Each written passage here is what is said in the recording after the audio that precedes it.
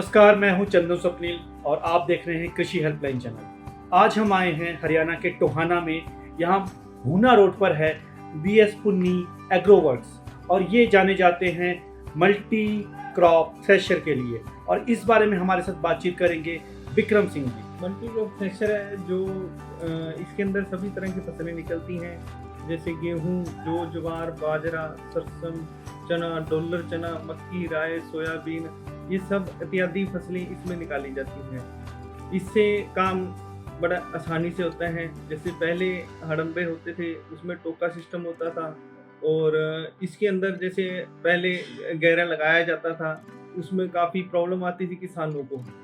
जैसे गहरा लगाने में कई बार बाजू आ जानी, कई बार बंदे को फसल निकालते हुए काफ़ी टाइम लगता था। इसके पीछे हमने एक डोली सिस्टम बनाया है, इसे मल्टी क्रॉप थ्रेशर बना दिया है और इसके अंदर किसानों को काफ़ी सुविधा मिली है।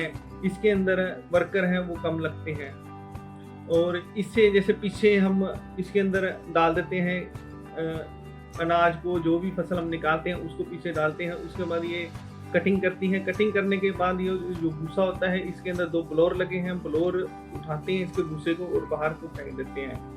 और इसके जो वेस्ट सामान है, इसके 2 एलिवेटर लगे हुए हैं। वेस्ट सामान दूसरे एलिवेटर से वापसी ड्रम की ओर जाता है और एक एलिवेटर जो अनाज निकालता है, अनाज को उठाकर वापसी ट्राली के अंदर स्टोर करता है। ये गेहूं, जौ, ज्वार, बाजरा, सरसों, चना, डोलर चना, मक्की, राय, सोयाबीन इत्यादि फसलें निकाल देता है जी। एक धान छोड़कर, जैसे चावल हो गया, वो छोड़कर बाकी सभी फसलें इसे निकालते हैं। इसकी खासियत क्या है, इसकी जो मतलब कंजम्पशन है वो कैसे क्या है, और एक किसान इस मल्टी क्रॉप थ्रेशर को क्यों ले, इसके लिए हमें बताइए कि आप किसान को कैसे कन्विंस करते हैं। देखिए, मल्टी क्रॉप थ्रेशर है, किसान का काम आसानी से करती है।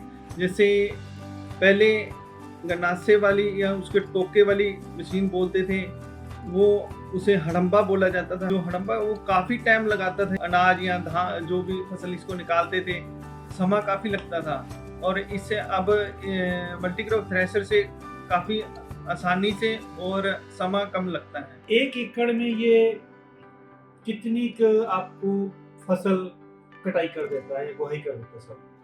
बेटर है, फसल के ऊपर डिपेंड करता है फसल क्या निकाल रहे हो। जैसे हम गेहूं निकाल रहे हैं, 1 घंटे के अंदर लगभग हमारी 16 से 17 बोरी फसल निकाल देता है गेहूं की।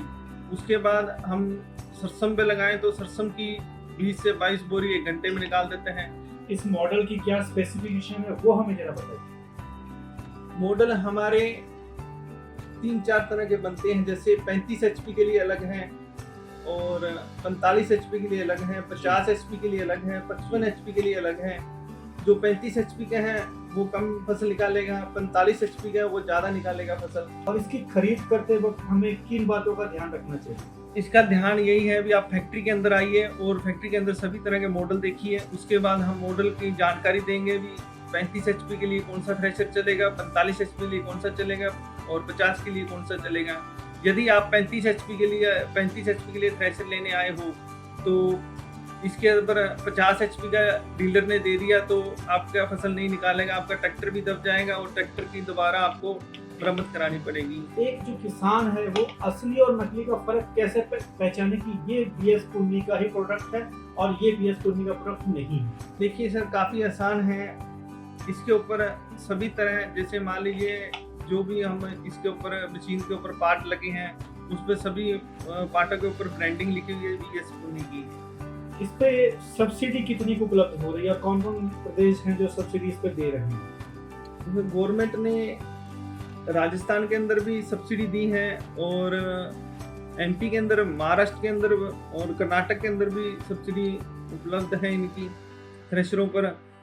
और डिपेंड करता है राज्य कौन सी स्टेट पर कौन सी सब्सिडी है। जैसे मान लीजिए लास्ट टाइम राजस्थान के अंदर 80,000 रुपये सब्सिडी थी थ्रेशर के ऊपर जी।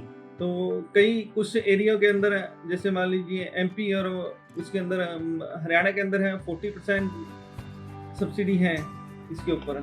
समय और ईंधन की बचत तो करते ही हैं, वहीं साथ ही साथ हम ये भी जानना चाहते हैं इसकी कीमत क्या है? मार्केट के ऊपर डिपेंड करता है। जैसे मान लीजिए कई बार लोहा अप आ जाता है, कई बार डाउन आ जाता है। जी ठीक है सर, उसके बाद इसकी कीमत काफ़ी कॉस्टली हो जाती है। जैसे 5,80,000 का है आज के टाइम 2022 के अंदर।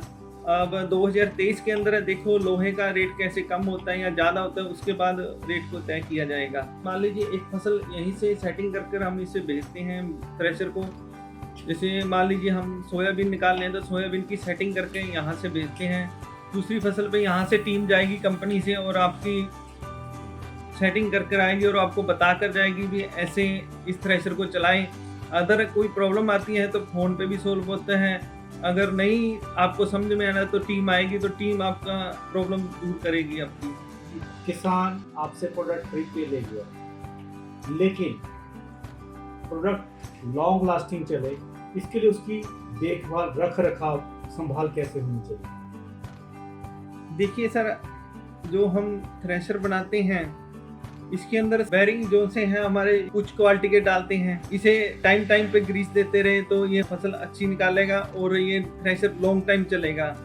जब सीजन ऑफ होता है इस थ्रेशर को हम गैरेज के अंदर लगाने से पहले इसको साफ कर थ्रेशर को, जैसे चाइने हैं, चाइने के ऊपर डीजल लगाकर तेल लगाकर उसको खड़ा देते, ताकि हम नेक्स्ट टाइम इसको यूज़ करें तो चाइने हैं वो उसके अंदर जर वगैरह ना लगे।